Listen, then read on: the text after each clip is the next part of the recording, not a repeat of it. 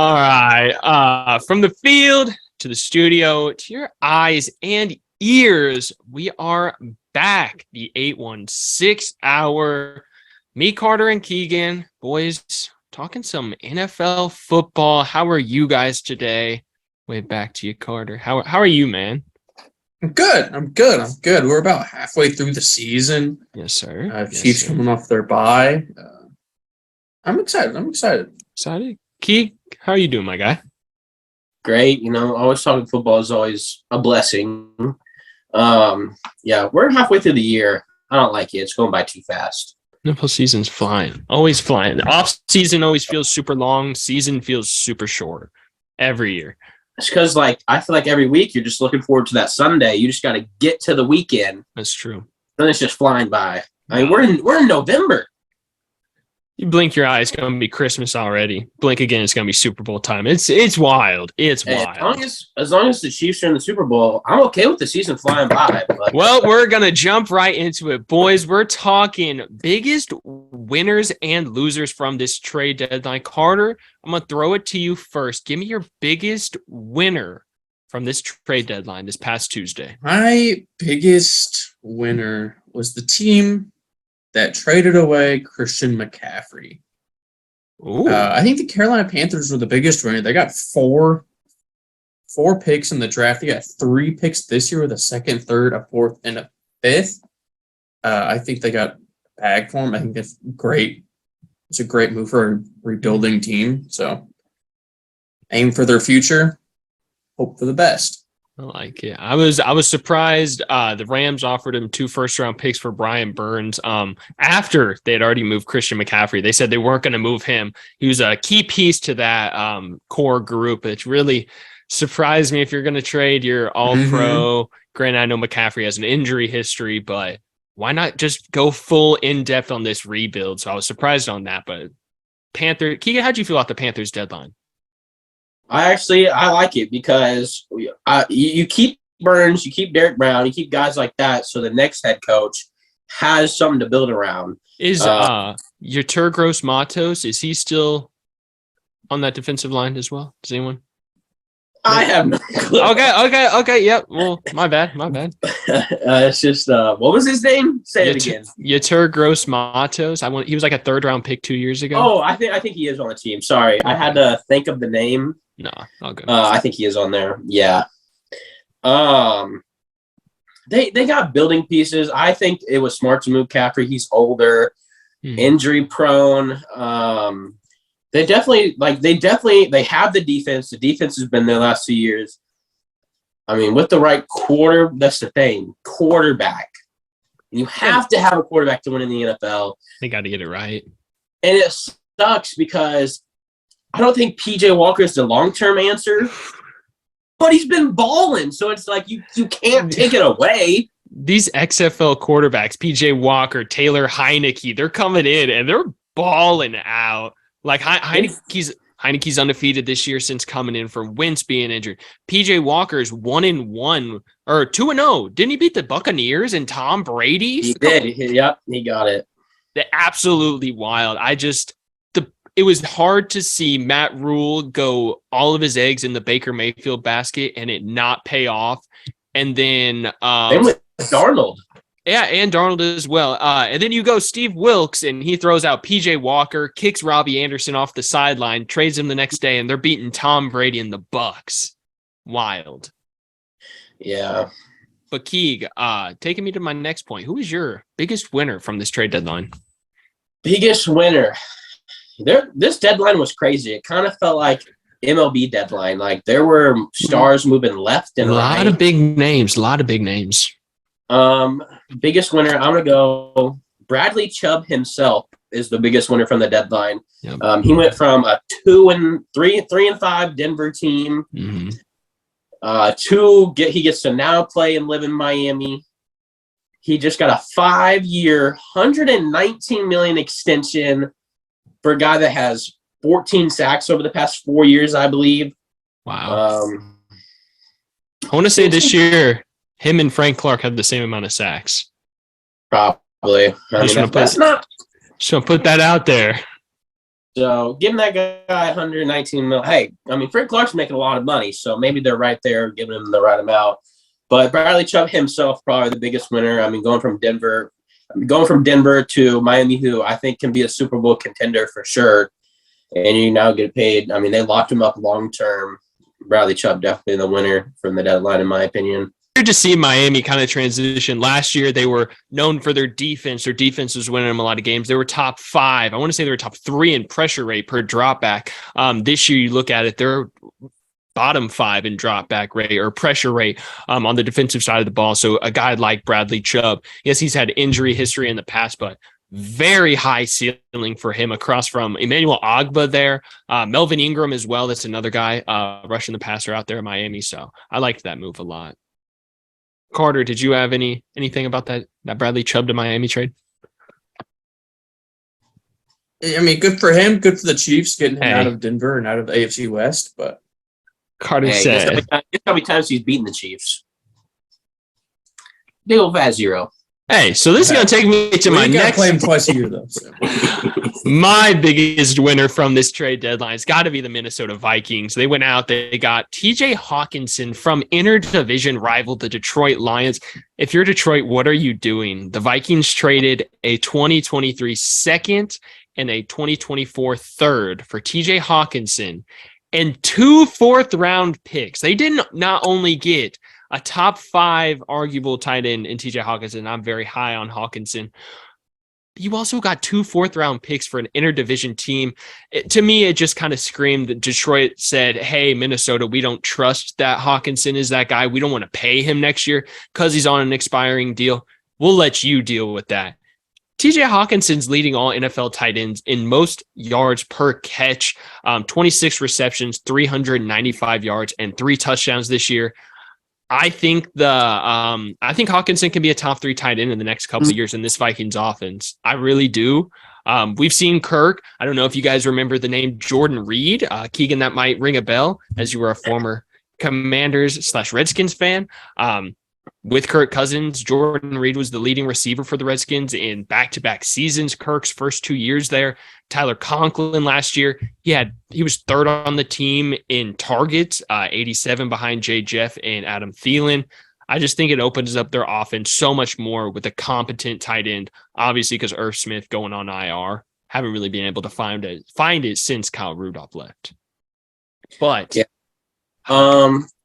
I like the move for both teams. I can see it from both sides. Vikings, you go all in. Hawkinson, the problem is you do got to pay him, and he probably wants a good amount of money. But that's why I go on the Detroit side. I probably wouldn't want to pay him either. Don't get me wrong. I also think Hawkinson can be a top 3 tight end, but he's so inconsistent. But besides the game offense he was in. Very true. That's very true. But he was like the second option. So little give and take. A lot of question marks. He was also in Detroit. A lot of question marks behind it. The Detroit offense. I mean, we don't know what's happening with DeAndre Swift, Hawkinson. Like you just said, he should have been that number 1, number 2 option, maybe behind Amon-Ra, but he just really didn't produce on a consistent level. So I can't agree with you on that one. Yeah. It's also kind of like how when you trade him in division, it's kind of like how just TJ himself, like how bad can he hurt you? You know what I'm saying? Like he's not going to go out there. Maybe week 7 next year, he puts up 200 against you, but trading him away isn't like you're handing Minnesota. I mean, it definitely could be. See, you got to think this is just another a guy to take away from Justin Jefferson, allow those one-on-one matchups because when Thielen had the ankle injury, Jay Jeff was out that next game. And I mean, if you watch the first half of that Vikings game last week, the Vikings offense looked rough because they weren't able to get Justin Jefferson involved. So getting TJ Hawkinson, a competent tight end for this offense, I think this offense is going to be absolutely insane. I mean, we saw how the Rams offense maneuvered last year with the tight end. I know that. Yeah. I mean, with the way the Vikings offense is going, they're more of a pass offense. I definitely think Hawkinson can turn into that guy.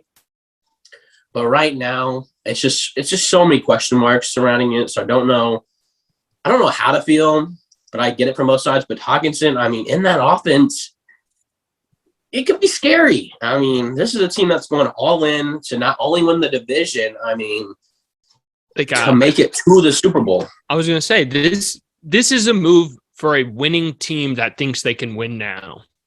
Oh, yeah, for sure. And if you're Minnesota, I mean, I would have done the same thing because, I mean, you've seen Kirk have great years. You've seen Minnesota, you know. What's the record? Does anyone know top of their head? They have one loss. One loss. That's what I thought. I missed a team with one loss, multiple games ahead in the division. Mm-hmm. I mean, they're thinking more than the division, like you said. I mean, Kirk obviously doesn't have. I think he's 1-3 or 2-3 in the playoffs. But I mean, you put T.J. Hawkinson, Justin Jefferson, Dalvin Cook, and Adam Thielen around him. It's kind of like, here you go. Let's see how far you can take us. Exactly. All the eggs in the Kirk basket. Carter, how'd you feel about that I know you were a fan of that Hawkinson move. Yeah, I loved it. I love the Vikings, but I think it was a great. They were throwing out Irv Smith back there, but they got a solid tight end coming out of. It's hard to judge his production with Detroit. Yeah, given their poor quarterback situation, but hey, Kirk, no, Jared is a Goff. bigger. Jared Goff's the answer. TJ was the number 1, number 2 guy in Detroit, and he's going to be moving to a Vikings offense where he's the number 2 or 3 guy, and he's just not going to get those tough matchups like he would be if he was still in Detroit. So more one-on-one matchups. Mm-hmm. I like that, boys. That takes me to our next topic. Oh, let me scroll down. Biggest loser from this deadline. Does anyone prefer to go first? Anyone itching? I can go. I like how you raised your hand, even Keegan. Sorry. He was polite with it. So Keegan, if you would, who's your biggest loser from this deadline? I'm gonna go with the team that didn't buy in. I don't think, off the top of my head, I don't think they made any moves. The New York Giants. This is a team, they're playing on house money. No team expected them to even have 6 wins. They're currently at 6-2. They didn't make any moves to. Hey! They traded Kadarius Toney. That's a move. Okay, I guess they did make a move. I don't even know how I forgot that. Carter, I'm waiting for you to start swinging the sword for the Giants. I really am. They got Saquon. That's all they need. Trade everybody else. They only need Saquon. Yeah. But I mean, you look at the roster and you got Darius Slate, you got Kenny Galladay. Who am I missing? Sterling Shepard towards ACL. There we go. Sterling Shepard. So you got names, but Galladay got that big payday. You don't see him get much reps. It kind of, when I watched the Giants play, a really good football team. Dayball deserves all the credit in the world for having this team at 6-2. I don't know how. But with Danny Dimes is playing well, but I feel like if they would have went out and got him another weapon, they would have really been buying in. Would you have offered the 2nd round pick for Brandon Cooks? Would that have been a good move to make for the Giants, you think? I think Brandon Cooks with Danny Dimes would have been great. I think that's like the perfect wide receiver for him. But also to take on that $18 million, and you're already paying Kenny Galladay insane amount of money. So that yes, but also from the business standpoint or the financial standpoint, I don't really know. I mean, I'm not a GM, but Brandon Cooks on the Giants, I think would have raised my expectations because if the Giants would have. They got Claypool. He moved. Calvin Ridley was another name that moved. Just like another wide receiver, I feel like would have helped their offense a lot because I want to say either Shepard or Slayton, one of the two. I want to say it was Shepard. ACL out for the year, knee out for the year. Saquon Barkley, obviously, like Carter mentioned, he's been that guy. He's kind of been the savior in New York. 2 years removed off that ACL injury, and he looks like he's playing the best ball out of any running back in the NFL. But Keeg, I agree 100%. Like you're 6-2. Like you say, you're playing with house money. No one thought you'd be in this spot come this point in the season. Mm-hmm. Why not go make a move, go all in, see if you can do something crazy? Because I think the Giants are for real. I think they can get to the playoffs for sure. Mm-hmm. But once you get to the playoffs, if you just lose the wild card round, what was all that for? Exactly. If you go in, you go by, not, I don't know. I mean, I don't know what wide receivers were available. Like Brandon Cooks would have raised my expectations. Like I said, from a team that just made the playoffs, this team can win a game in the playoffs. It's just hard to tell because Giants they're 6-2, but also watching them, I feel like Daboll gets the best out of his players. So maybe they just keep that rolling, but definitely would have loved to move there for their wide receiver room. I know they obviously, like you said, moved off of Tony. I thought they were going to add something when they did that, and they just never did. I agree. Carter, biggest loser from this deadline, you think? I'm gonna have to say the Packers, the Green Bay Packers. Such a deficit at wide receiver. You got a whole bunch of young rookies in some spots, but with Aaron Rodgers and that team, that division is theirs to lose every year, and them not going out and replacing Devontae Adams with anybody shows that they're content with being second or third place in the division. So yeah. I think they really sold on not going out and buying or trading for a receiver. Whenever the report came out saying that they were all in on Chase Claypool, we weren't going to lose the Chase Claypool deal, and he comes out and interdivision team, the Bears, end up getting Claypool from you. You're sitting there, and you're like, what? Romeo Doubs and Christian Watson are the answer, I guess. Like, what? Fingers crossed, Sammy Watkins can play back-to-back games. Like, what are you doing? If you're Green Bay, why aren't you going to get Brandon Cooks? Why aren't you going? They tried. But then why didn't you make it happen? If you're Green Bay, you have Aaron Rodgers. Aaron Rodgers has he's every week he's going on the McAfee show expressing how displeased he is on the offensive options he has on this Packers offense. I don't know what the front office is doing, not making a move. No, I agree. I mean, it's not like you just had one day at the deadline to go make a move and you ran out of time. Like you said, they tried to get a wide receiver, but for them, you have to get a wide receiver. I mean, I feel like in the past, the Packers have been kind of quiet at the deadline where they've needed a wide receiver, but they've been 6-2, 7-1, undefeated. They're 3-5, 3-4 right now, and they lack wide receiver really bad.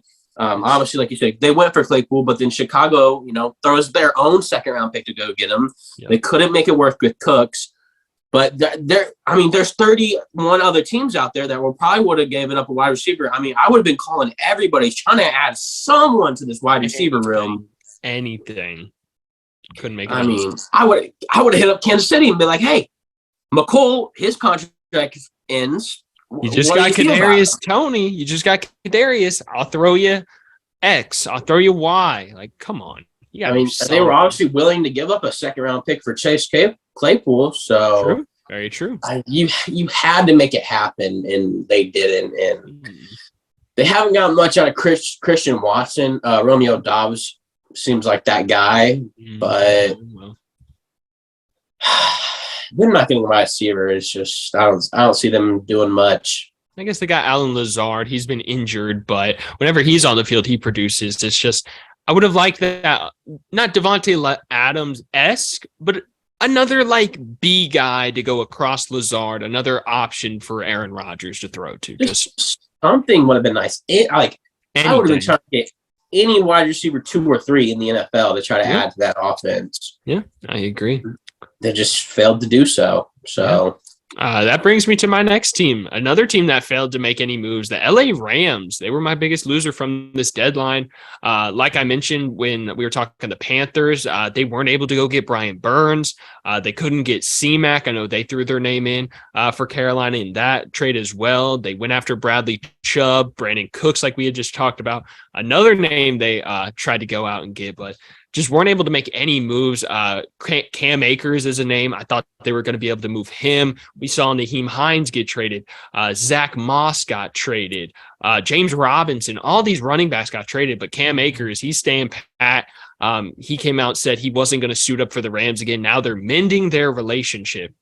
on an offense that was in the Super Bowl last year, but looks like one of the worst offenses in the NFL. Defensively, Jalen Ramsey doesn't look very good this year. He's still Jalen Ramsey, but he hasn't looked insanely well. I was upset because the Rams are usually that team. They don't care about draft picks. They care about winning. And they've been off this year. So I was really surprised that a young, aggressive coach like McVay didn't go make a move and get a deal done.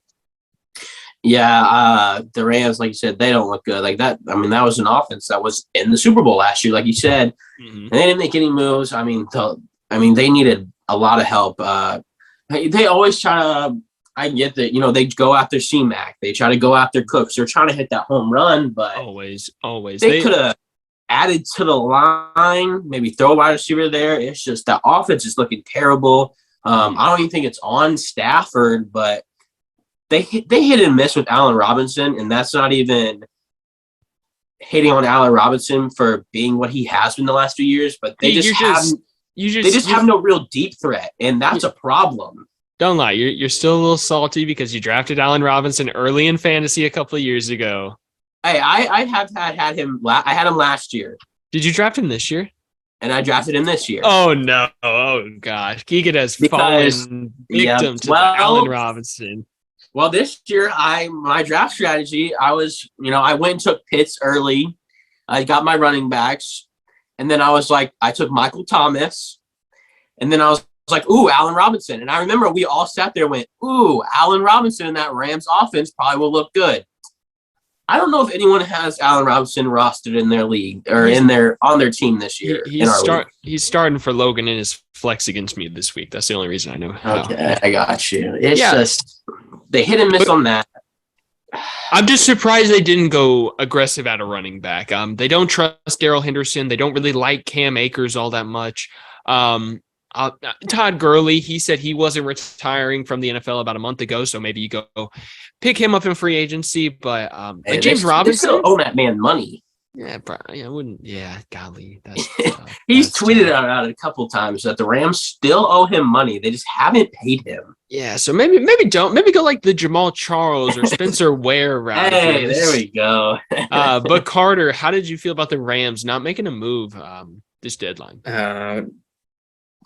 You guys said, this was a team that was in the Super Bowl. The team that won the Super Bowl, defending champs. I don't know what they're doing out there. Just your team's underperforming at the trade deadline, and you're the defending Super Bowl champs. Like you have to go out and make a move. You have to do something. Dan Pat was not. And Cup got hurt.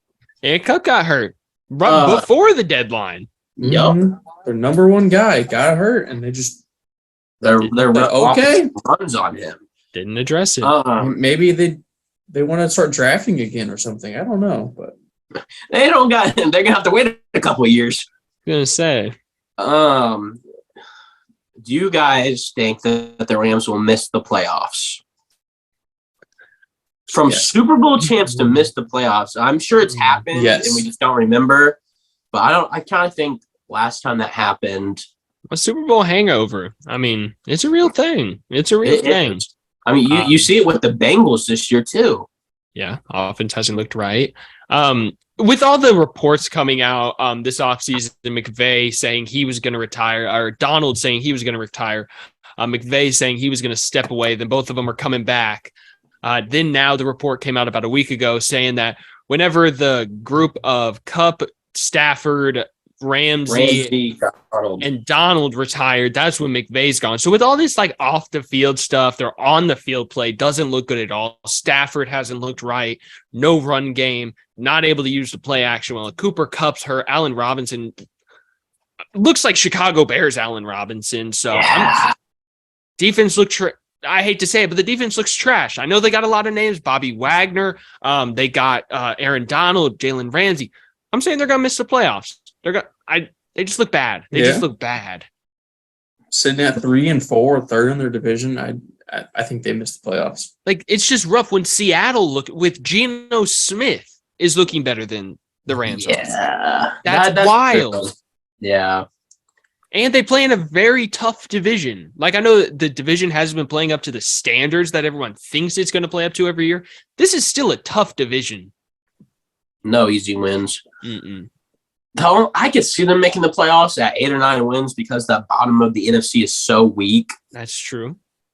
But if they miss the playoffs this year, Aaron Donald's he's walking away.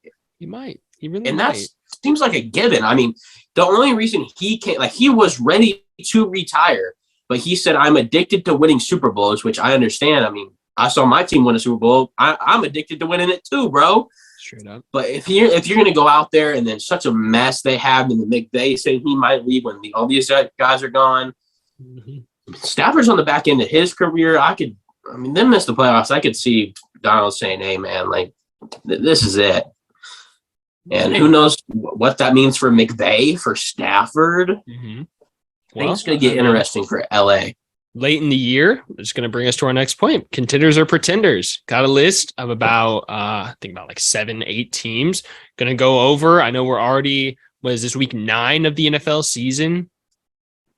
A lot of teams already know if they're contending. Pretenders. Carter, I'm going to start with you. The New York Jets, 5-3. Contenders or pretenders? Jets. I'm gonna say contenders, not pretenders. Pretenders. Sorry, words are hard. Pretenders. I don't think their quarterback situation is great. Them losing Breece Hall really dampers that contenders option for me. So I think pretenders. I like that. Keeg. Jets. Pretender. Pretender. Zach Wilson. Does limit them. See, I have them as contenders. I don't think contending for Super Bowls or anything. I just think they contend for their division, for the playoffs. Defense is amazing. Offense, I think they need to find some more footing, but I love the move for James Robinson. Love Robert Saleh. I think I got them contenders. The 4-3 Los Angeles Chargers. Keegan, the Chargers contenders or pretenders? Pretenders. Uh-oh. I like that. Carter? I have to agree. I think they're pretenders. I think with their 1 and 2 options on the wide receiver room both hurt, the injuries are killing that team. Mm-hmm. With Herbert nursing his broken ribs, they're falling apart, literally. Play calling looks like it's holding Herbert back, which is surprising to say after how well they were with Herbert last year. You're going off on every 4th down. We know how Staley is, and now there's reports that Staley will probably get replaced by Sean Payton at the end of the year. A lot of injuries for this Chargers team. Slater went down early in the year, like Carter mentioned. The 2 top wide receivers are out. Herbert's not 100%. Like Keegan said, Staley doesn't look like a great head coach right now. I got him. I don't think Justin Herbert's very proven. I have them as pretenders as well. Yep. Takes us to the next team, Carter, a team that you've been riding on all year, the 6-2 New York Giants. Saquon Barkley. The contenders or pretenders? Pretenders. I hate to say it, but they're pretenders. They only have one option, one weapon in that offense, and it's Saquon. Eventually, somebody's got to figure out how to stop the run. So, pretenders. Respect it. Keegan, how do you feel about the Giants? I just hated on them. I'm gonna say pretender. When I think contender, you guys I'm are thinking no fun. No fun. I want to say contender. Okay, when I say contender, I'm thinking they can go out and win a playoff game. Like that's a serious season. Well, okay, well the not in this aspect. Let's hinder those expectations because we got a lot of those like mid-level teams that are on the brink of even making the playoffs. So yeah. A team that can compete or be in a spot at the end of the year to either make the playoffs or like control their own destiny, if that makes sense. I know. Well, if that's what we're going off of, I'm gonna say it's tough because, like Carter said, they only got that one option. See, you learn to stop Saquon. It's kind of like you're putting the ball into Danny Dimes' hands, which he hasn't played bad this year, but I still don't trust him. That's the thing, though. Can you stop Saquon? I think that Brian Daboll's got the whole state, the whole team in New York, everyone I think both coaches got both teams fully bought into what they've got going on. I think the Giants are that team. I think they have a very good chance to push for the playoffs. Like you just mentioned, the bottom of the NFC playoffs is very weak. No, I think the Giants, 6-2, you would have to have a huge downfall to miss the playoffs. To make the playoffs, I definitely think they get in the playoffs. It's just kind of, like I mentioned before, they didn't make any moves. So I got them wild card, nothing higher. I respect it. Takes me to the 6-2 Dallas Cowboys. Keegan, contenders or pretenders? Contenders. Defense, for real. That defense wins championships. That defense could carry and get them to the NFC championship. The only problem is that division. Mm-hmm. The NFC East is insane for some reason. But you get Dak back. He looked good in that Detroit game. He looked good in the Chicago. Sorry, but that offense looked good. Probably putting points on the board. I'll say contender. I'm not a big Mike McCarthy fan, but he goes out and goes undefeated with Cooper Rush, and I simply can't hate. That's true. So That's true. Contender, in my opinion. Carter, Dallas Cowboys. How you feel? I think they're a contender. I don't think they take division by any means, but I think they're definitely make the playoffs. Mhm. Contender, their defense has been going insane, going off the charts, but I don't think the offense is as good as it needs to be to go deep into the playoffs. But contender, they make the playoffs for sure. Yeah, I got them contenders as well. Like Keegan mentioned, Dak's a good quarterback. The defense, it's amazing. Micah Parsons, a freak of nature. Anytime he's on the field, they got a chance to disrupt something. Cowboys are also plus 6 in the turnover differential, so they're creating turnovers, not turning the ball over. That's a recipe for winning. I got them contenders. That takes us to the NFC West. We'll go one by one. The Seahawks, top of this division, they're 5-3. Contenders or pretenders? Let's go. We're gonna go a little quick through this, boys. Contenders. Geno's him. That's my answer. I think they are pretenders. I think it'll catch up with them. The 49ers, they're 4-4, second in their division. Contenders. I'll go contenders. Yeah, C-Mac trade makes them NFC favorites, arguably contenders. The 3-4 Rams, contenders or pretenders? Pretenders. They got them pretenders as well. The offense just looks terrible. And that leaves us with the 3-5 Arizona Cardinals. Pretenders. Contenders. Oh, contenders. There it is.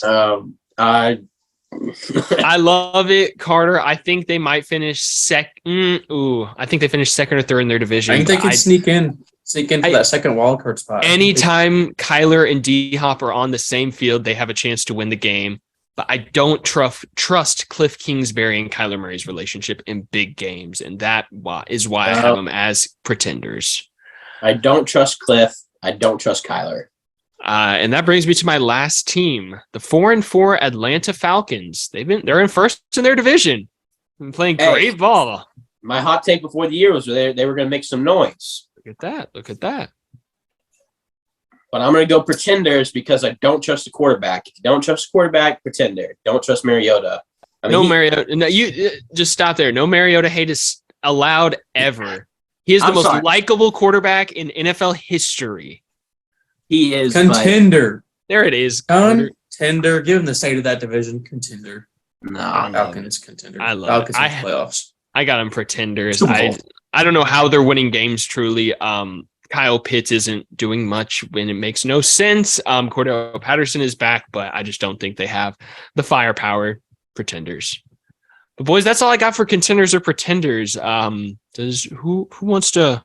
Which topic we want to go over next? We can do OBJ landing spots. I feel like that would not take too much time. That works. Carter, you want to kick it off? Yeah. Our topics here. Odell Beckham Jr. is coming back from his ACL injury last year in the Super Bowl. He's set to sign. He's hoping to sign sometime in the next couple of weeks is set to play within the next month, start playing again. I think. Do you want me to just say what team I think he goes to? Sure. Yeah. I think he makes a return to New York Giants. Ooh, I love that game. I would love that. Ooh, I would love that. The OBJ talk is heating up, and he's been in the building for the Giants a couple times, but he wants to be on a winning team, a true winning team. And like we just mentioned, I mean, how does he feel about the Giants? They're 6-2, but he wants to play in a Super Bowl, you know. And I just don't think the Giants can get there. But a return to New York would be awesome. I would love that. That'd be phenomenal. But where do I think OBJ will go? It's tough. Because who's really in the OBJ sweepstakes? I hate to say it, and I hate to be a homer, but I really Bills, Chiefs, Rams. I hate to say it, but I truly do think he signs with Kansas City. No, come on, Keeg. I hate to say it. I think that's why they moved Fenton. They're making more money. They've been opening a little bit of cap space week by week. I think they signed Odell for the rest of the year. Oh, that surprises me. I personally, I'm going to go Green Bay. I think that you get to a point, Matt LaFleur, he's just going to go into the owner's office. He's just going to be like, hey, I need a wide receiver. Yeah. They go out. But yeah, I got the Packers.